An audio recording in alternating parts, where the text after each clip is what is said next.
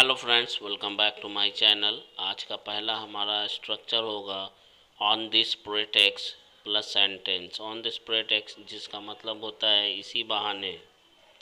इसी बहाने मुझे भी हर दिन कुछ सीखने का मौका मिलता है। On this pretext I get a chance to learn something every day. On this pretext I get a chance to learn something every day. इसी बहाने मैं अपने पुराने दोस्तों से मिलूंगा। On this pretext I will meet my old friends. On this pretext इसी बहाने I will meet my old friends, मैं अपने पुराने दोस्तों से मिलूंगा। इसी बहाने मैंने उसे भी देख लिया। On this pretext I saw him as well.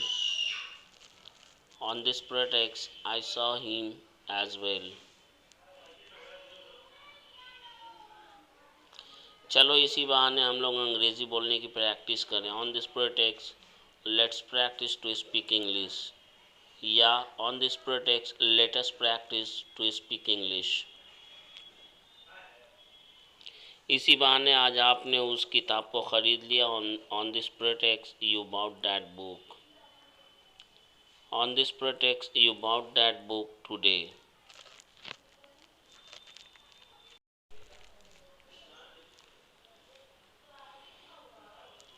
इसी बहाने मैंने उसे थप्पड़ मार दिया। On this pretext I slapped him. On this pretext I slapped him.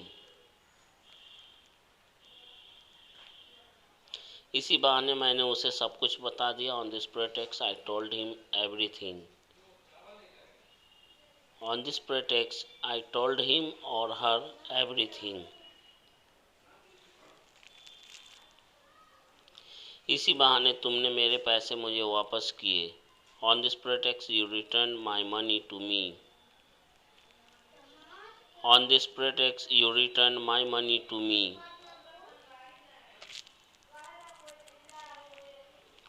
इन छोटे छोटे सेंटेंसेस को सीखने के बहाने आप अंग्रेजी बोलना भी सीख रहे हैं। On this pretext of learning these small sentences you are learning to speak English as well.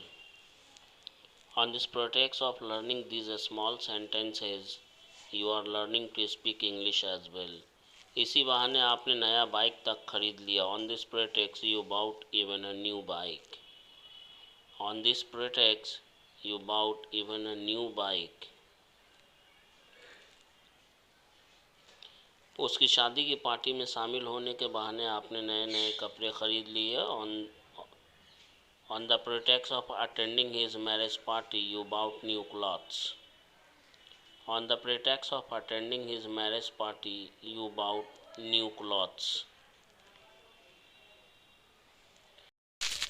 एक लड़की को सुनसान जगह पर अकेला समझकर, considering a girl alone at a solitude place, उसकी मदद करने के बहाने कुछ लोग उसे जंगल की तरफ ले जाने की कोशिश कर रहे थे। Some people were trying to take her to the forest on the pretext of helping her. Just then या just after then, तब तुरंत उसके बाद, ऑल ऑफ अ सडन अचानक, पुलिस पेट्रोलिंग टीम पुलिस की गश्त दल अराइव्ड देयर वहाँ पहुँची या पहुँच गई या आ गई। It is hard to believe, यकीन नहीं हो रहा है। यहाँ पे is according to sentence changeable है। Is are am was were, ये अकॉर्डिंग टू सेंटेंस चेंजेबल होगा। आपको यहाँ देखकर मुझे तो यकीन ही नहीं हो रहा है। It is hard to believe me seeing you here. It is hard to believe me seeing you here, आपको यहाँ देखकर मुझे तो यकीन ही नहीं हो रहा है। मुझे तो यकीन नहीं हो रहा था कि मेरी ज़िंदगी में कभी ऐसा दिन भी आएगा जो मेरी ज़िंदगी के सबसे ज़्यादा खुशियों के पल होंगे। It was hard to believe me that it will ever come such a day in my life that would be highly delighting moments of my life. मुझे तो यकीन नहीं हो रहा है कि ये सच हो भी सकता है। या ये सच भी हो सकता है। It is hard to believe me that it might be true. It is hard to believe me that it might be true. मुझे तो यकीन ही नहीं हो रहा है कि तुम मेरे बारे में कभी ऐसा सोच भी सकती हो या सकते हो। It is hard to believe me you might ever be think so about me. It is hard to believe me you might ever be think so about me. शराब के नशे में उसे धूत देखकर मुझे तो यकीन ही नहीं हो रहा था। It was hard for me to believe to see him steeped in intoxication. It was hard for me to believe to see him steeped in intoxication.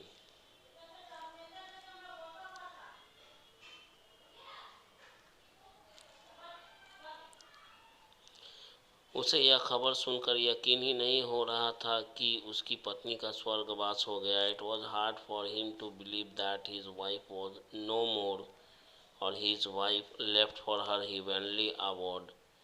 क्योंकि एक सप्ताह बाद अपने क्योंकि एक सप्ताह बाद वह अपने बैंक टूर से वापस अपने घर लौट रहा था। Because he was returning to his home after 1 week from his bank tour. It was hard for him to believe that his wife was no more or left for her heavenly abode because he was returning to his home after 1 week from his bank tour. वो पल उसकी ज़िंदगी का बहुत बड़ा खुशी का पल रहा होगा। That moment would have been highly delighting moments of his life when the doctor told him, जब डॉक्टर ने उसे बताया that कि he was going to become या was to become a father, वह पिता बनने वाला है। As he heard this good news, उसने जैसे ही यह अच्छी खबर सुनी, his eyes were filled with tears of joy, उसकी आंखों में खुशियों के आंसू भर गए। That moment would have been highly delighting moment of his life when the doctor told him that he was going to become a father. As he heard this good news, his eyes were filled with tears of joy.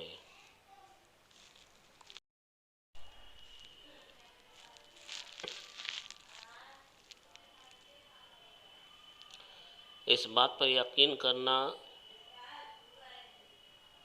उस समय तक मुश्किल था जब तक वह एक पिता नहीं बन गया। It was hard to believe for him until he became a father. It was hard to believe for him until he became a father. अगला स्ट्रक्चर है बिकम एन इग्नोरेंट, जिसका मतलब होता है अनजान बनना। रूल की बात करें तो रूल है subject plus helping verb plus become an ignorant plus other word. पहला सेंटेंस है राधा अनजान बनने की कोशिश कर रही है। Radha is trying to become an ignorant. वह ऐसे बात करती है मानो वह अपने आप को दुनिया की सबसे बुद्धिमान लड़की या औरत समझ रही हो। Radha is trying to become an ignorant. She talks as if she is the wisest girl of the world. सब कुछ जानकर भी अनजान मत बनो। Don't be an ignorant even after knowing everything. ऐसा काम करना तुम्हें शोभा नहीं देता क्योंकि अब तुम बूढ़े हो रहे। Don't be an ignorant even after knowing everything. Doing this work और act doesn't befit to you because you are getting old now and your children have grown up. What will people think? At least you should act your age. यहाँ पर at least का मतलब कम से कम, act your age का मतलब होता है अपनी उम्र का लिहाज करो। पैनी जिसका मतलब होता है कौड़ी, अ मैन ऑफ 2 pennies, 2 कौड़ी का आदमी। पैनीलेस कंगाल, अ मैन ऑफ 2 beads, 2 कौड़ी का आदमी।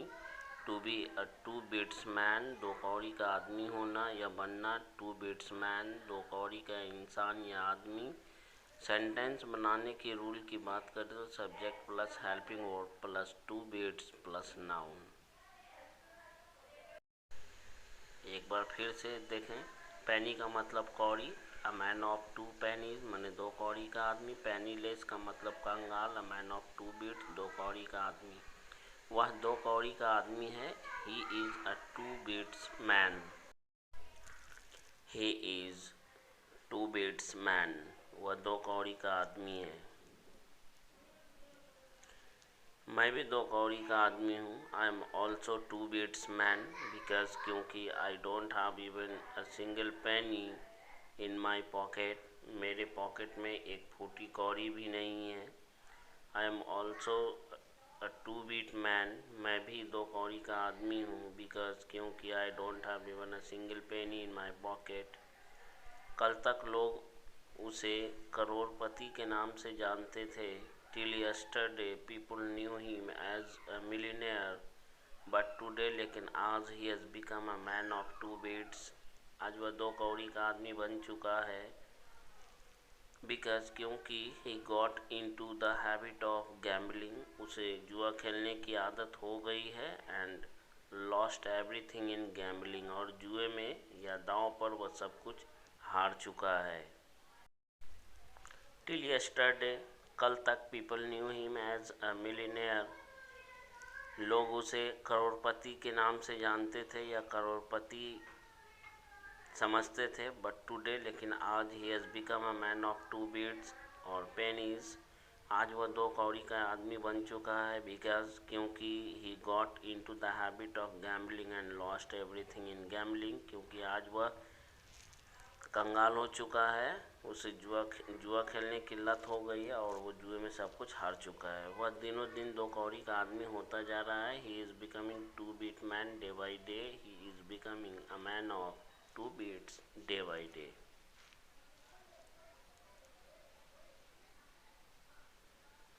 स्वेयर ऑन कसम खाना या कसम खा के कुछ कहना या बोलना। सेंटेंस बनाने का रूल है subject plus swear on plus complete sentence. एक बार फिर से समझें, स्वेयर ऑन जिसका मतलब होता है कसम खाना, कसम खा के कुछ कहना या बोलना। आइए देखते हैं इस स्ट्रक्चर पर बनने वाले सेंटेंस। तुम कसम खा के कहो कि तुम्हें मुझसे प्यार नहीं हुआ, you swear on you are not in love with me,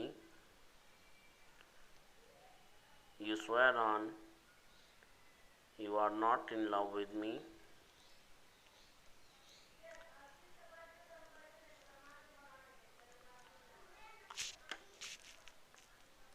तो मेरी कसम खा के कहो कि तुम्हें मुझसे प्यार नहीं हुआ है, you swear on you have not fallen in love with me, you swear on me you have not fallen in love with me। fall in love का मतलब होता है प्यार होना, प्यार हो जाना, fall in love।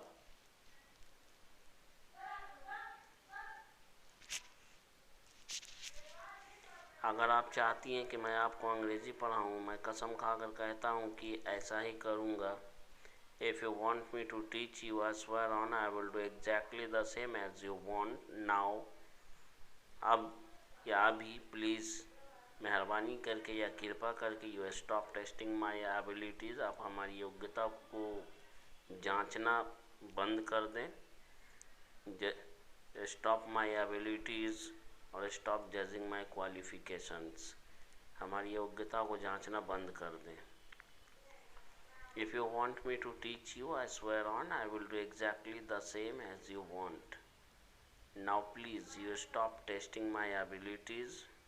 Now please you stop judging my qualifications.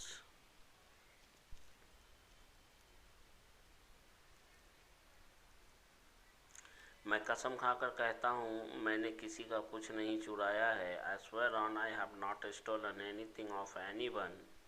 If I had been a thief, अगर मैं एक चोर होता, I would probably have become a rich man today. मैं आज एक अमीर आदमी बन गया होता। Probably है तो शायद, I would have probably have become a rich man today.